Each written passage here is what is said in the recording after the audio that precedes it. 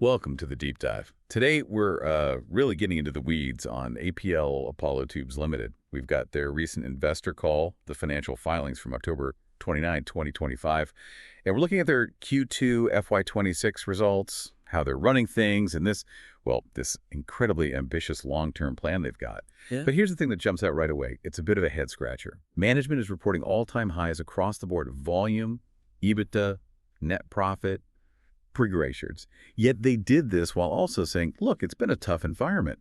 They mentioned an extended monsoon, a subdued macroeconomic environment hitting construction materials in India. So what gives? Exactly. That's the core tension, isn't it? And that's why we're doing this deep dive. We need to get past those big, shiny headline numbers. Our job here is to figure out the how. How on earth did APL Apollo smash records when, the rest of the sector was apparently struggling? And maybe more importantly, looking forward, what are the real risks in this huge expansion plan they're talking about? Doubling capacity almost. Yeah, that's a huge bet. Okay, so let's unpack Q2 first. The headline performance against those market headwinds. Volume first. 855,000 tons sold. That's solid growth. Up 13% compared to last year and 8% just from Q1. Impressive. But, like you said, the real story, the thing that makes you pause, is how efficiently they turn that volume into actual profit. Oh, absolutely. The profit numbers are, well, they're pretty startling. You've got EBITDA hitting 4.5 billion. That's up a massive 224% year over year. 224%, wow. Yeah. And net profit, the PET, that's 3.0 billion, which is, get this, a 461% jump year over year. Okay, so that's not just selling more tubes. Not at all. It's about efficiency. They weren't just riding a volume wave, they were operating incredibly well. And I think maybe the key metric here, the one that tells you about their edge, is that margin performance. EBITDA per ton reached 5,228 in Q2.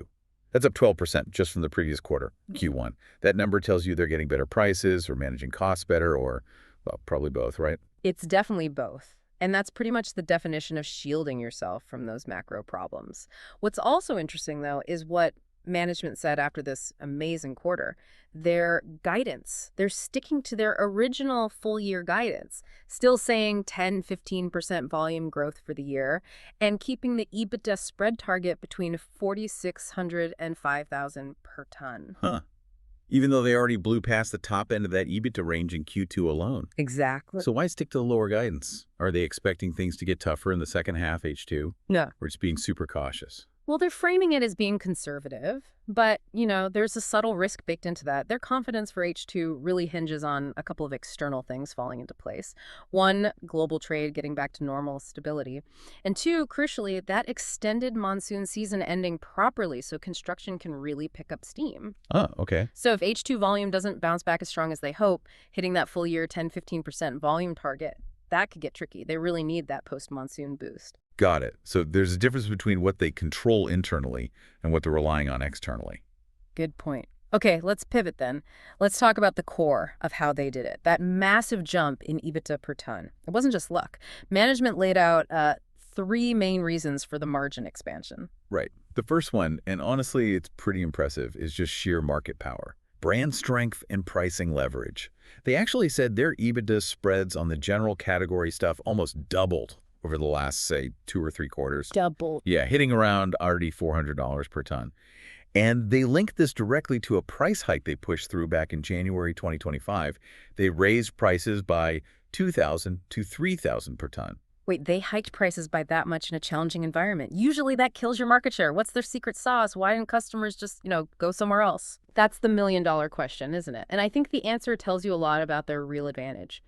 It suggests it's not just about the steel tube itself. It's about their logistics, their distribution network, maybe standardization. Look, they have 11 plants across India. That gives them incredible reach. It means lower freight costs for customers, which can, offset some of that higher price per ton. Okay, so the network helps absorb the price hike. Exactly. Plus, their quality and consistency are apparently key for structural uses. Fabricators trust it. So they're willing to pay that premium because they're buying reliability, consistent supply, easy access, not just steel. Right. So the price hike wasn't just a gamble. It was leveraging an existing strength. Makes sense. Right. What was the second driver for margin?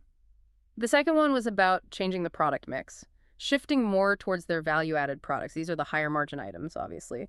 And their value-added sales mix hit 57% in Q2. That's up from 55% last year. They specifically mention growth from the newer plants like Raipur and Dubai. These plants focus on the high-end stuff. The structural tubes. Yeah, the heavy-duty structural tubes. And apparently the EBITDA per ton from those plants is much higher, like 5,500, maybe even up to 6,000. Okay, better mix. And the third factor was internal. Costs. Exactly. Good old operating leverage. Once they cross that 850,000-ton quarterly volume mark, they just got more efficient. Fixed costs spread thinner, better buying power, all that. If you actually break down that euro 500 per ton improvement they saw from Q1 to Q2, it really shows the strategy. About 200 of it came from, gross margin, the brand premium, that better product mix we just talked about. Another euro came purely from operating leverage, just being bigger and more efficient. Right. And the last 100, that was just because an ESOP expense they booked in Q1 didn't repeat in Q2. So a bit of a one-off boost there. Okay, so half the gain was pure operational muscle, scale, and efficiency. And speaking of efficiency, they've also been quite deliberate about moving away from the really low-margin stuff, haven't they? They have, very explicitly. They're trying hard not to compete head-on with what they call secondary materials, the lower quality, often scrap-based steel. To keep the APL Apollo brand premium, they actually launched a separate kind of unbranded line for that secondary market. Ah, smart. Protect the main brand. Precisely. So the APL Apollo brand now sits way above others, commanding, they say, a 3,000 to 6,000 per ton premium. They're clearly choosing margin quality over just chasing volume in the basic commodity end. But to justify that premium long-term, they must be keeping a really tight grip on internal costs too, right? They can't get complacent. Absolutely not. While the brand commands that high price outside, inside, they're still sweating the small stuff. They mentioned ongoing projects to cut power costs down to 600 euro per unit. They're constantly optimizing freight, which must be a huge logistical puzzle with 11 plants. And they're keeping a close eye on salary costs even as they grow. So yeah, no internal sloppiness allowed. Yeah. Okay, let's shift gears then. Let's look forward. Because these long-term plans, wow. The capacity targets are huge. It feels like a massive bet on India's growth story. Yeah. They're currently at 4.5 million tons capacity. Right. And the near-term goal, we're talking the next 2 to 3 years, is 7 million tons. That's 6 million in India, 1 million in the Middle East. 7 million tons. But wait, there's more. The really big vision, the one management sort of floated, is potentially hitting 10 million tons within 5 years. 10 million tons. That's aiming for serious dominance in structural steel for the whole region, surely. Not much. What are the big risks there? I mean, scaling up that fast. Can they do it without messing up the quality, the logistics, the premium margins they've worked so hard to build? That is the critical question, isn't it? It's a huge execution challenge.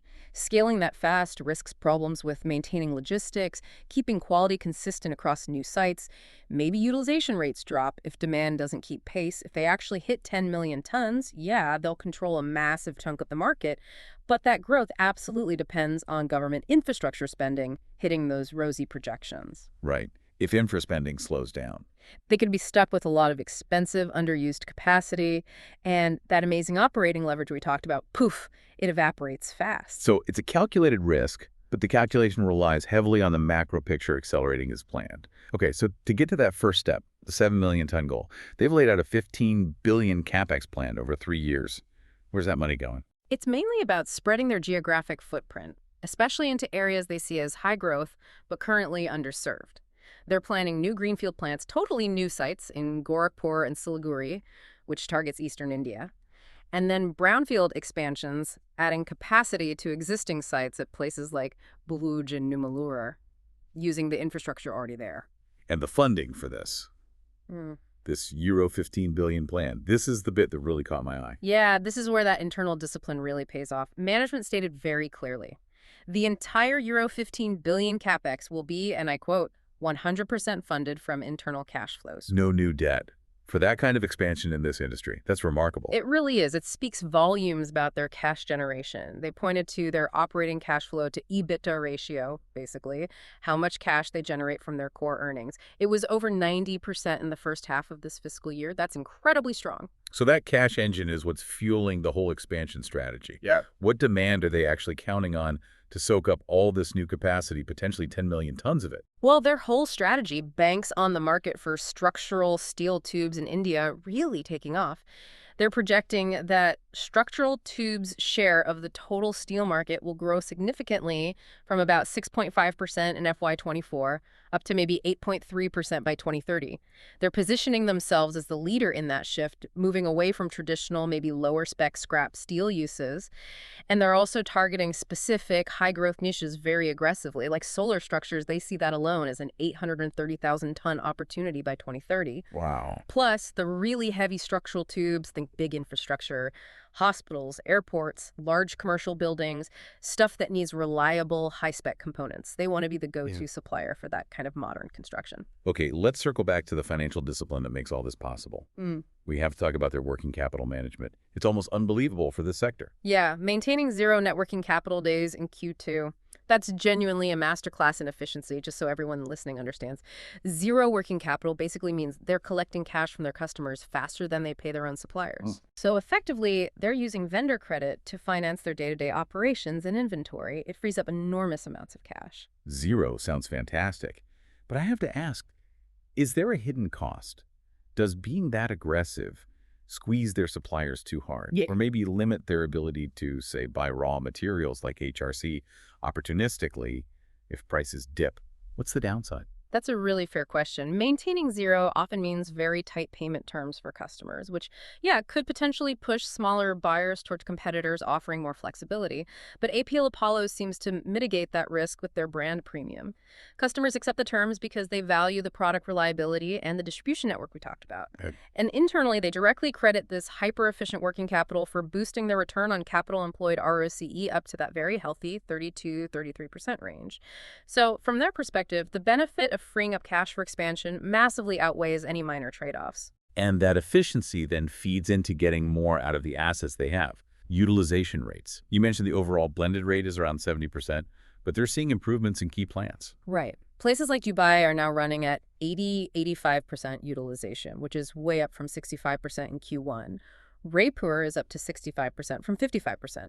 This shows they're successfully ramping up those newer value-added facilities, getting them working hard, which feeds directly into those better margins. And they've got a bit of a helpful tailwind from the government on raw material prices, too. Yeah, that proposed 12% safeguard duty on imported HRC, that helps limit the downside risk if global hot-rolled coil prices were to fall sharply. For a huge domestic buyer like APL Apollo, it creates a more stable, predictable pricing environment for their main input cost, which is definitely helpful for margins. Okay, finally, let's connect all this operational stuff to their broader message, particularly around sustainability. This steel for green concept seems pretty central to their story. It really is. It's basically their innovation angle for breaking into new markets. Steel for green means creating ready-made steel products, things like door frames, fences, maybe other building components that directly replace traditional wood applications. Substituting materials. Exactly. And they're framing it environmentally. Management claims this initiative alone saves 250,000 trees every year. So it's not just spin, it's a core strategy to grab market share from totally different, often fragmented, non-steel sectors by using that green argument. And they back that story up with actual ESG commitments. They seem to be, yeah.